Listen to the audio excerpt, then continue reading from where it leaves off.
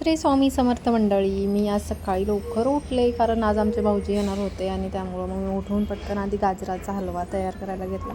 कालच मामाच्या मुलीने गाजर खिसून ठेवले होते आणि मग ते फ्रीजमध्ये होते, तर मग मला काल खूप काम असल्यामुळे मी काल नाही बनवले आणि आज सकाळी उठल्या मी गाजराचा हलवा करायला घेतला आणि त्यानंतर बाकीचं आवरलं. मी गाजराच्या हलव्यासाठी मी आधी कढई ठेवली आणि त्यानंतर कढईत आपल्याला त्यात तूप टाकलं. तूप टाकून नंतर किसलेला गाजर टाकला आणि परत मग थोडंसं तूप कमी वाटत होतं मला, म्हणून मी वरतून परत तूप टाकलं थोडंसं आणि त्यानंतर मी एक 10 मिनिट छानपैकी असं गाजर परतून घेतलं.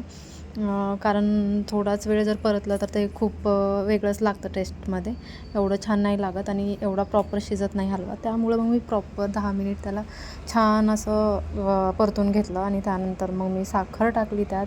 आम्हाला थोडं जास्त गोड लागतं आणि मला खूप आवडतो गाजराचा हलवा, त्यामुळं मग मी माझ्या आवडीप्रमाणेच बनवला आहे आणि त्यानंतर मी त्याच्यात दूध टाकलं आणि तसा असा गाजराचा हलवा खूप मस्त झाला होता.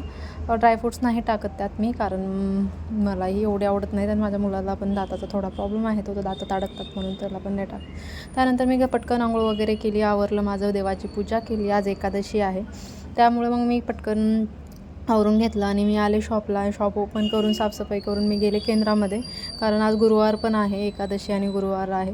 त्यामुळे मग केंद्रात जाऊन आरती वगैरे करून आले आणि त्यानंतर मी गाजराचा हलवा टेस्ट केला, तर खूप छान झाला होता हलवा. त्यानंतर मग मी माझं काम करायला घेतलं. आज अर्धाच ब्लॉग आहे, म्हणजे अर्ध्याच दिवसाचा ब्लॉग पोस्ट करते आहे, कारण नंतर मला खूप कामं आहेत.